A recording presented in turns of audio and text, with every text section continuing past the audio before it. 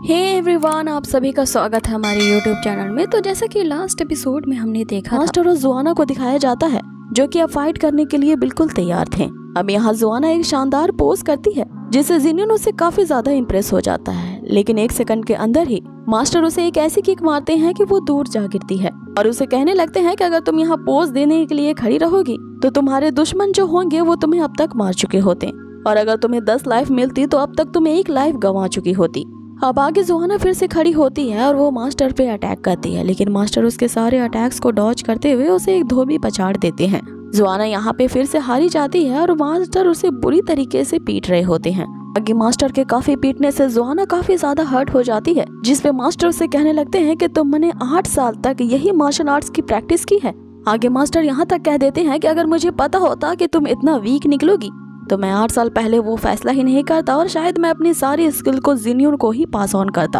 अब हमें एक छोटा सा फ्लैशबैक दिखाया जाता है जहां जिनियन छोटा है और वो मास्टर से लगातार मार्शल आर्ट्स को सिखाने की आग्रह करता रहता है, लेकिन जैसे ही जिनियन एक बुक को मेमोराइज करना खत्म करता था मास्टर उसे दूसरे बुक को मेमोराइज करने का टास्क दे देते थे, ये कहते हुए कि तुमने अगर 2 घंटे में इसे पूरी तरह से याद नहीं किया तो तुम्हें आज रात का खाना भी नहीं मिलेगा। लेकिन जिनियन मार्शल आर्ट्स को सीखने के लिए काफी ज्यादा डिस्परेट होता है और वो छुप के इन दोनों को प्रैक्टिस करते हुए देखता रहता था, जिसमें मास्टर अब जुआना को एक खास तरह के मूव को सिखाने जा रहे होते हैं जिसका नाम लोटस शॉट सॉन्ग होता है। इस मूव में सारे शरीर की एनर्जी को एक जगह कलेक्ट करके ही एक सिंगल पॉइंट पे अटैक किया जाता है, जिससे उसके ओपोनेंट के सारे वाइटल्स डिस्ट्रॉय हो जाते हैं और वो वहीं पे मारा जाता है। अब छोटी सी जुआना इस मूव को देखना चाहती थी, इसलिए मास्टर उसे एक पत्थर के पीछे छुपने को कहते हैं और वो जब ये खास तरह का मूव करके दिखाते हैं तो उस जगह पे एक बड़ा सा होल हो जाता है और वहाँ पे आसपास के जो पत्थर होते हैं वो चूरा चूरा हो जाते हैं। अब यहाँ फ्लैशबैक खत्म होता है और हम प्रेजेंट में आते हैं जहाँ हम देखते हैं कि मास्टर अब अपने इसी मूव का इस्तेमाल करने वाले थे, क्योंकि वो जुआना से कह रहे होते हैं कि तुमने मुझे काफी डिसअपॉइंट कर दिया है और अगर तुम अपने इस मार्शल आर्ट्स के टेक्निक के साथ वर्ल्ड में ट्रैवल करो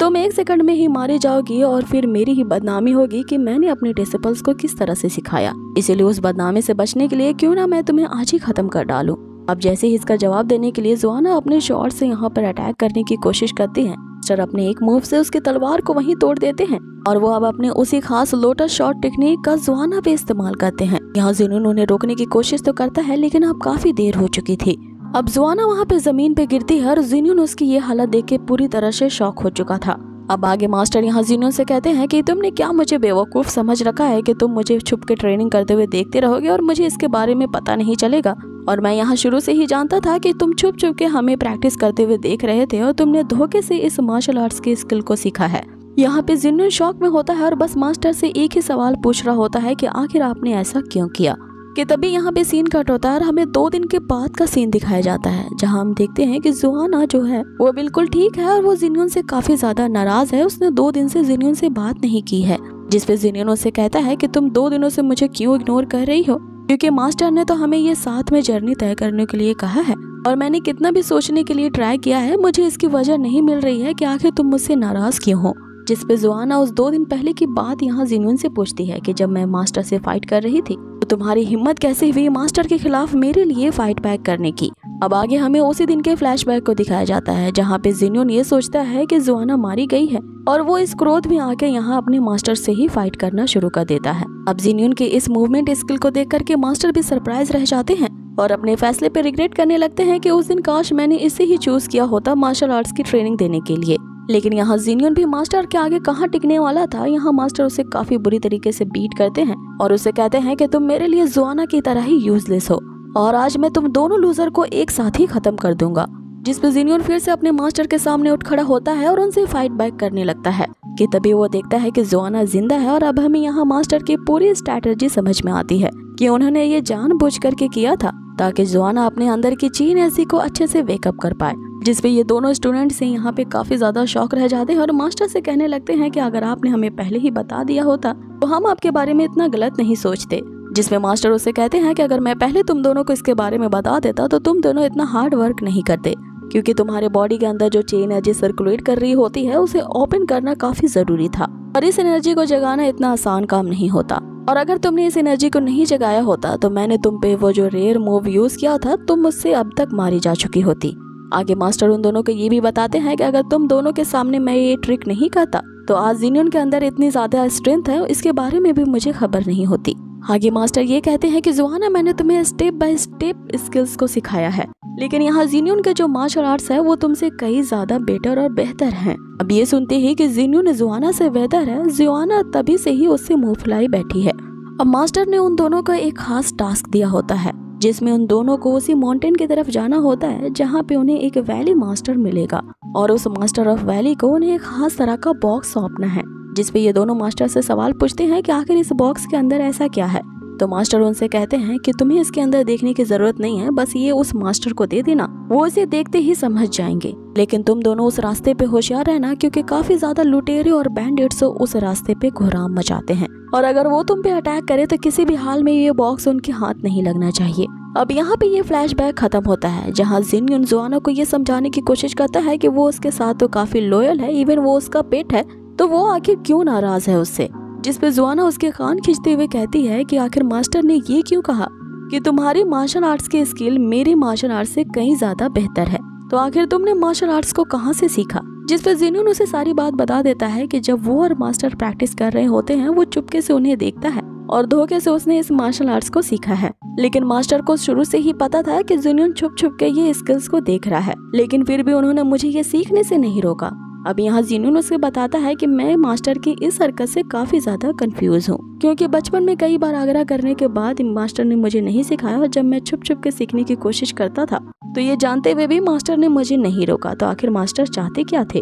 अब ये सुनते ही जुआना वहाँ पे जोर जोर से चीखते हुए रोने लगती है कि मास्टर ने मुझे स्टेप बाय स्टेप इतने सालों से सिखाया, फिर भी मैं तुमसे कई ज्यादा वीक हूँ, तो तुमने धोखे से जो मार्शल आर्ट्स को लर्न किया है तुम्हारी ताकत मेरे से कई ज्यादा गुना बेहतर है और तुमने चोरी करके इस मार्शल आर्ट्स को लर्न किया है, फिर भी मास्टर मुझे ही डांटते हैं और तुम्हें कुछ नहीं कहते। अब आगे जिन्यून उसे चुप कराने के लिए वही बॉक्स निकालता है जो कि मास्टर ने उसे दिया था और उस बॉक्स को देखते ही जुआना का मूड तुरंत ही चेंज हो जाता है। अब ये दोनों यहाँ सोच रहे होते हैं कि उन्हें इस बॉक्स के अंदर देखना चाहिए कि नहीं, कि आखिर इसके अंदर क्या है, लेकिन इन दोनों के बीच काफी देर तक बहस चलती है और फिर ये उस बॉक्स को खोल के देख ही लेते हैं तो उन्हें उस बॉक्स में एक लेटर दिखता है जिसपे खास तरह की मुहर लगी होती है, जिसे देख के जिन्यून सोचने लगता है कि आखिर इसे कौन सा लुटेरा लूटना चाहेगा, क्योंकि जिन्यून को अपने मास्टर की कही हुई बात याद आ रही होती है कि अगर कोई लुटेरा या बैंडिट इन पे हमला कर देगा तो वो इसे कैसे बचाएंगे। जिसपे जिन्यून उसे कहता है कि हमारे मार्शल आर्ट्स तो कई ज्यादा गुना बेहतर होंगे उन बैंडिट से,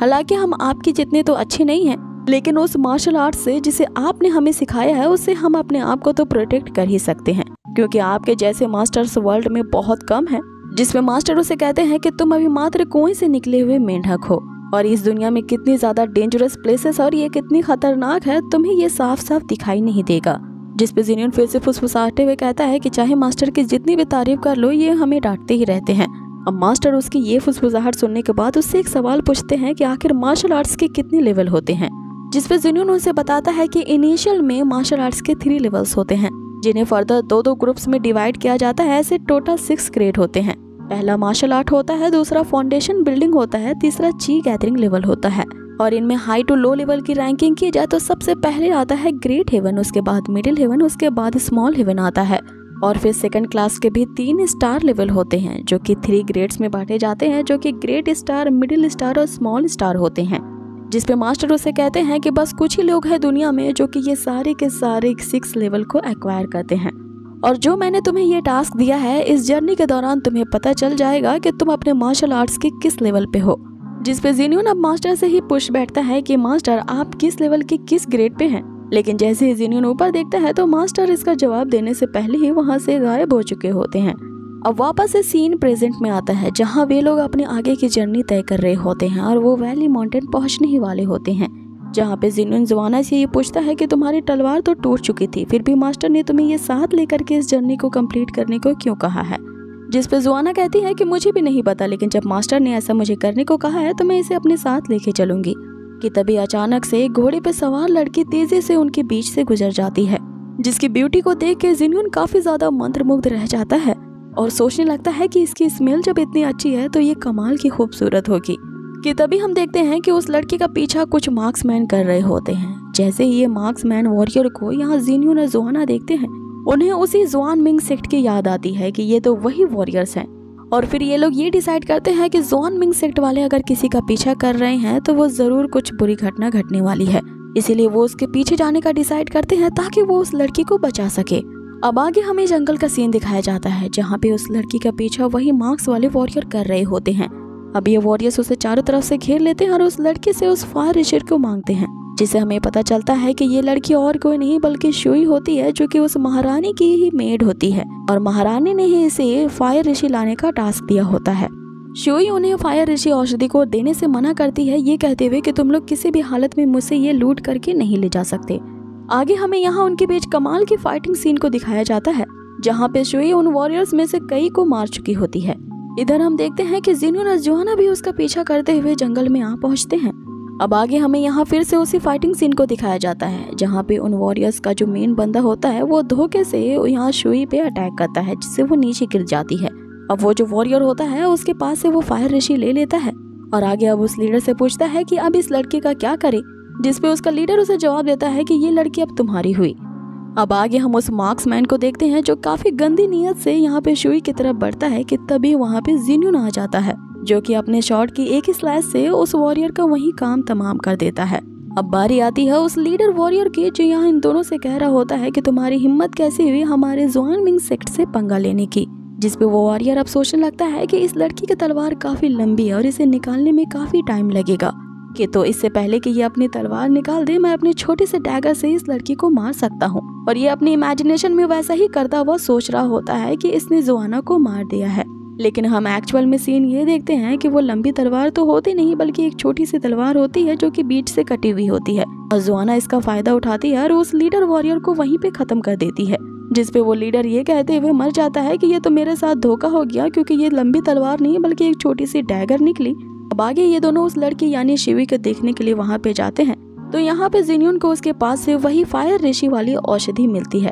जिसको देखते ही यहाँ जिन्यून समझ जाता है कि ये बंदे इसी को चुराने के लिए इस लड़की के पास आए थे। यहाँ जिन्यून उस औषधि के बारे में बताने लगता है कि ये कोई मामूली औषधि नहीं बल्कि 1000 सालों में एक बार ग्रो होने वाली फायर ऋषि है, जिस औषधि का यूज करके कोई बंदा मौत के मुंह से बाहर आ सकता है। मीन्स कि ये औषधि काफी रेयर है जो जमीन के ऊपर नहीं बल्कि जमीन के अंदर ग्रो करते हैं और इसका यूज हर तरह की इंजरी को हील करने के लिए होता है। जो भी इसका यूज करता है उसकी जिंदगी लंबी हो जाती है और ये इतना ज्यादा रेयर है कि उन 10,000 स्नो लोटस से और वो उन 1000 गिनशिन जो कि मेरे कमरे में रखे हुए औषधि है वो उनसे भी ज्यादा पावरफुल हैं। जिसपे जोआना उससे कहती है कि जब ये इतना ही ज्यादा पावरफुल और रेयर है तो क्यों ना हम इसे मास्टर को दे दे। जिसपे जोआना उससे कहती है कि जब ये इतना ही ज्यादा रेयर और पावरफुल है तो क्यों ना हम इसे मास्टर को दे दे ताकि वो हमारे इस अचीवमेंट के लिए हमें काफी शाबाशी दें। कि तभी हम देखते हैं कि शुई को होश आ जाता है और इससे पहले कि वो जिन्यून पे अटैक कर पाती जिन्यून एक जोरदार किक उसे मारता है जिससे वो नीचे गिर जाती है और उसका मास्क हट जाता है।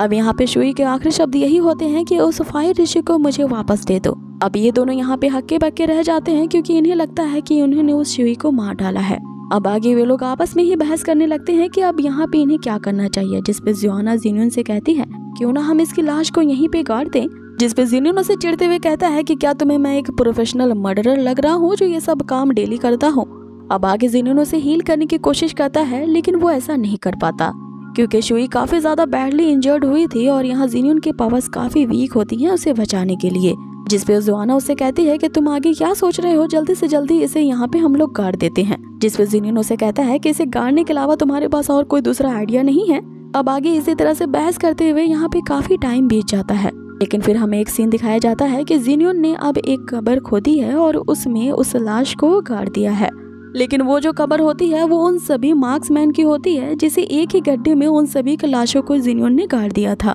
अब आगे उन्होंने उसी फायर ऋषि का यूज करते हुए एक औषधि तैयार की होती है और इसे वो शुई को पिला देते हैं, जिससे उसे होश आता है और होश आते ही वो यही पूछती है कि वो फायर ऋषि कहाँ है। जिसपे जिन्यून उसे बताता है कि वो अब तुम्हारे पेट में है क्योंकि तुम मौत के कगार पे पहुंच चुकी थी और उसका यूज करके हमने तुम्हें बचाया है। तो तुम ही सोचो कि तुम्हारे लिए वो फायर ऋषि ज्यादा इम्पोर्टेंट है या तुम्हारी जान। और इसी के साथ ही गाइस इस एपिसोड को यहीं पे खत्म कर दिया जाता है। आगे के जो एपिसोड्स होंगे वो काफी ज्यादा रोचक और इंटरेस्टिंग हैं, जिसे आप लोगों ने मेरे ही चैनल पे कंटिन्यू करना है और बहुत ही जल्द मिलूंगी आपसे इसके नेक्स्ट अमेजिंग एपिसोड पे। Till then take care, stay healthy, bye.